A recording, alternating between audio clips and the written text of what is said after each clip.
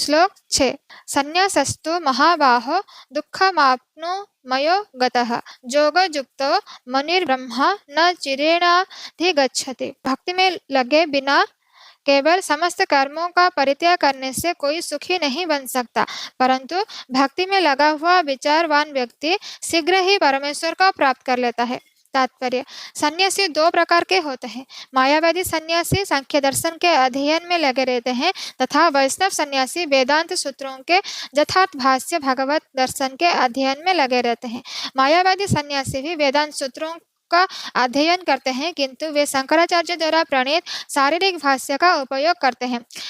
भागवत संप्रदाय के छात्र पांचात्रिक की विधि से भगवान की भक्ति करने में लगे रहते हैं। अतः वैष्णव सन्यासियों को भगवान की दिव्य सेवा के लिए अनेक प्रकार के कार्य करने होते हैं।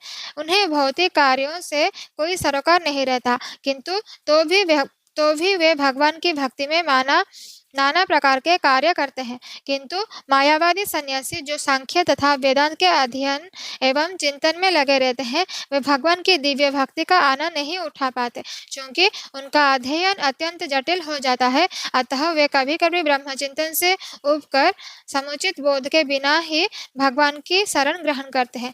फलस्वरूप श्रीमद् भागवत का भी अध्ययन उनके लिए कष्टकर होता है। मायावादी सन्यासियों को शुष्क चिंतन तथा कृत्रिम साधनों से निर्विशेष विवेचना उनके लिए व्यर्थ होती है। भक्ति में लगे हुए वैष्णव सन्यासी अपने दिव्य कर्मों को करते हुए प्रसन्न रहते हैं और यह भी निश्चित रहता है कि वे भगवत धाम को प्राप्त होंगे। मायावादी सन्यासी कभी कभी आत्म साक्षात्कार के पथ से नीचे गिर जाते हैं और फिर से समाज सेवा, परोपकार जैसे भौतिक कर्म में प्रवृत्त होते हैं। अतः निष्कर्ष यह निकला कि कृष्ण भावनामृत कार्यों में लगे रहने वाले लोग ब्रह्मा अब्रह्मा विषयक साधारण चिंतन में लगे सन्यासियों से श्रेष्ठ है, यद्यपि वे भी अनेक जन्मों के बाद कृष्ण भावना भावित हो जाते हैं। श्लोक 7।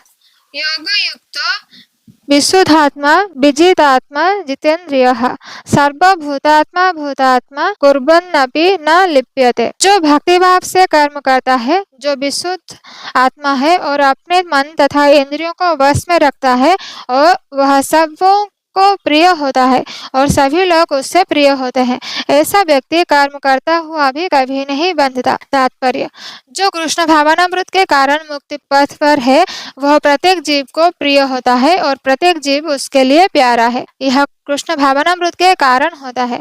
ऐसा व्यक्ति किसी भी जीव को कृष्ण से पृथक नहीं सोच पाता। जिस प्रकार वृक्ष की पत्तियां तथा टहनियां वृक्ष से भिन्न नहीं होते, वह भली भांति जानता है कि वृक्ष की जड़ में डाला गया जल समस्त पत्तियों तथा टहनियों से फैल जाता है, अथवा अमाशय को भोजन देने से शक्ति स्वतः पूरे शरीर में फैल जाती है। क्योंकि कृष्ण भावनामृत में कर्म करने वाला सबों का दास होता है, अतः वह हर को प्रिय होता है। क्योंकि प्रत्येक व्यक्ति उसके कर्म से प्रसन्न रहता है, अतः उसकी चेतना शुद्ध रहती है। क्योंकि उसकी चेतना शुद्ध रहती है, अतः उसका मन पूर्णतया नियंत्रण में रहता है। मन के नियंत्रित होने से उसकी इंद्रियां संयमित रहती है। क्योंकि उसका मन सदैव कृष्ण में स्थिर रहता है, अतः उसको विचलित होने का प्रश्न नहीं उठता, ना ही उससे कृष्ण से संबंध कथाओं के अतिरिक्त अन्य कार्यों में अपनी इंद्रियों को लगाने का अवसर मिलता है। वो कृष्ण कथा के अतिरिक्त और कुछ सुनना नहीं चाहता। वो कृष्ण को अर्पित किए हुए भोजन के अतिरिक्त अन्य कुछ नहीं खाना चाहता और न किसी स्थान में जाने का इच्छा रखता है जहाँ कृष्ण संबंधी कार्य न होता हो। अतः उसकी इंद्रियां वश में रहती है।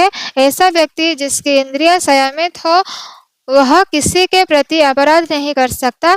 इस पर कोई यह प्रश्न कर सकता है, तो फिर अर्जुन अन्यों के प्रति शुद्ध में आक्रामक क्यों था? क्यों वह कृष्ण भावनावित नहीं था? वस्तुतः अर्जुन ऊपर से ही आक्रामक था, क्योंकि जैसा कि द्वितीय अध्याय में बताया जा चुका है, आत्मा के अवध्य होने के कारण युद्ध भूमि में एकत्र हुए सारे व्यक्ति अपने अपने स्वरूप में जीवित बने रहेंगे। अतः आध्यात्मिक दृष्टि से कुरुक्षेत्र के युद्ध भूमि में कोई मारा नहीं गया, वहां पर स्थित कृष्ण की आज्ञा से केवल उनके वस्त्र बदल दिए गए। अतः अर्जुन कुरुक्षेत्र के युद्ध भूमि में युद्ध करता हुआ भी वस्तुतः युद्ध नहीं कर रहा था। वह तो पूर्ण कृष्ण भावनामृत में कृष्ण के आदेश का पालन मात्र कर रहा था। ऐसा व्यक्ति कभी कर्म बंधन से नहीं बनता।